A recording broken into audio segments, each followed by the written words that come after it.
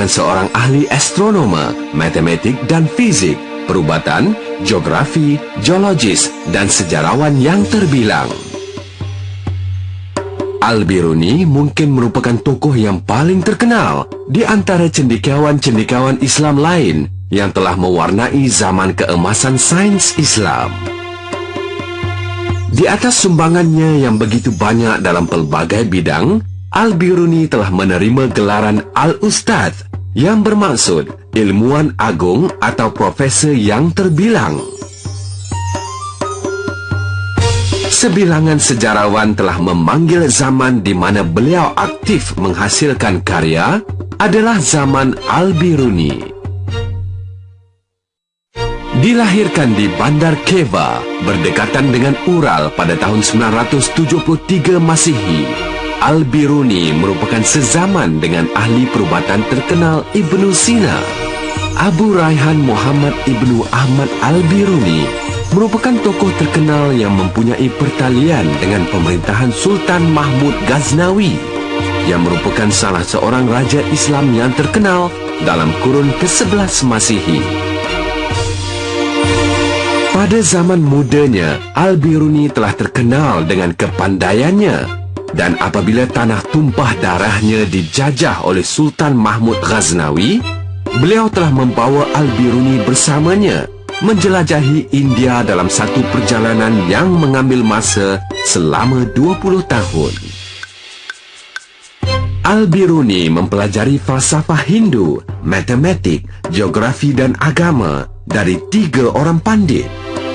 Beliau telah membalas dengan mengajar pandit-pandit tersebut Greek, sains Arab dan falsafah. Beliau mendokumenkan pemerhatian beliau sepanjang perjalanan beliau di India di dalam sebuah buku terkenal yang bernama Kitab Al-Hind yang menggambarkan secara terperinci tentang keadaan sejarah dan sosial benua kecil India tersebut. Di akhir buku itu, beliau ada menyatakan telah membuat terjemahan 2 buku Sanskrit kepada bahasa Arab. Satu bertajuk Sakaya yang menghuraikan tentang penciptaan benda-benda hidup dan jenis-jenisnya. Buku kedua, Patanjal, berkenaan dengan apa yang berlaku apabila roh meninggalkan badan.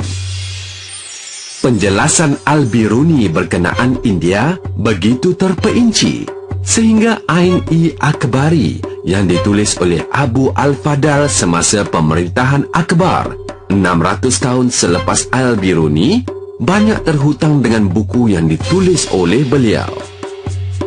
Al-Biruni menyatakan lembah Indus mestilah dianggap sebagai lembah lautan kuno yang dipenuhi dengan mendapan aluvial.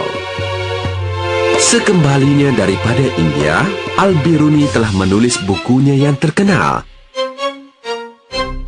Kanun-i-Masudi, yang didedikasikan kepada Sultan Mas'ud.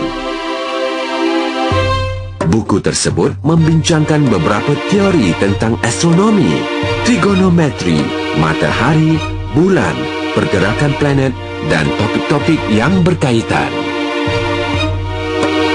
Dalam bukunya yang lain, yang juga terkenal, iaitu Al-Batar Al-Baqiyah, beliau cuba menggabungkan sejarah kuno negara-negara tertentu dengan pengetahuan geografi yang berkenaan. Di dalam buku ini, beliau membincangkan pusingan bumi dan telah memberikan nilai yang betul kepada garis latitude dan longitude di beberapa tempat.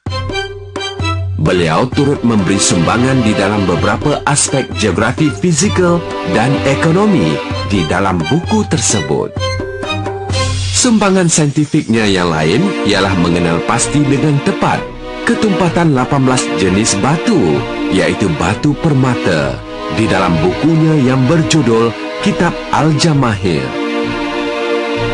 Beliau turut menulis Kitab Al-Saidana yang merupakan satu karya yang mendalam berkenaan perubatan yang menggabungkan pengetahuan perubatan Arab dan perubatan India.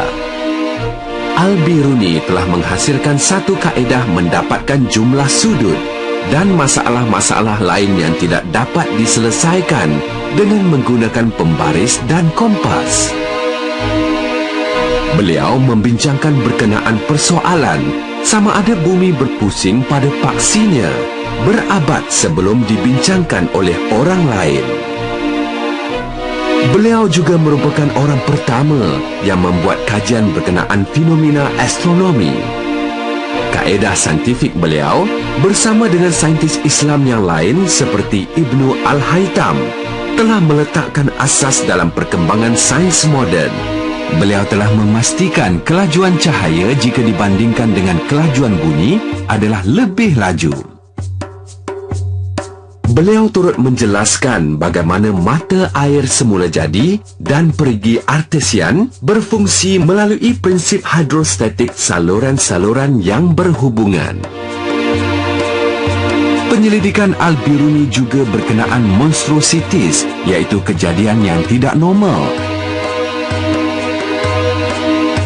Dalam pemerhatian Al-Biruni, bunga mempunyai 3, 4, 5, 6 atau 18 kelopak, tetapi tidak pernah 7 atau 9. Beliau telah menulis beberapa buah buku dan karya, selain daripada kitab Al-Hind, Al-Qanun Al-Masudi, Al-Atar Al-Baqiyah, kitab Al-Saidana dan kitab Al-Jawahir, seperti yang dinyatakan di atas buku beliau, Al-Tafhim li Awal Sina'at Al-Tanjim, yang memberikan ringkasan kepada bidang matematik dan astronomi.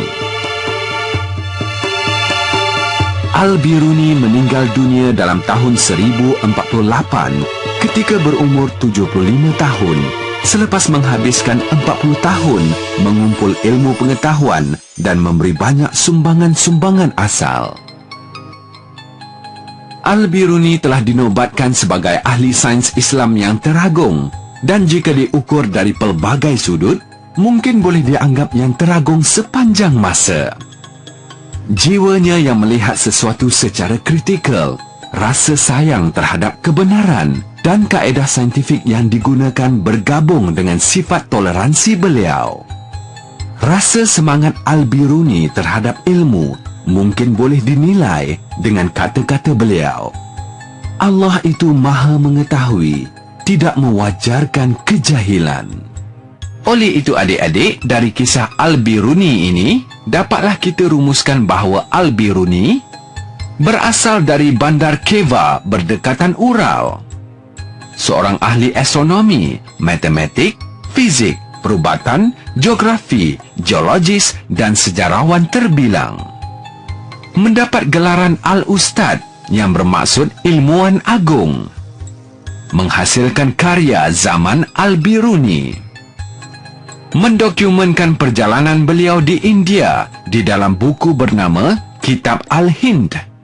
Turut menulis buku bernama Qanun-i-Masudi yang membincangkan beberapa teori tentang astronomi, trigonometri, matahari, bulan dan pergerakan planet.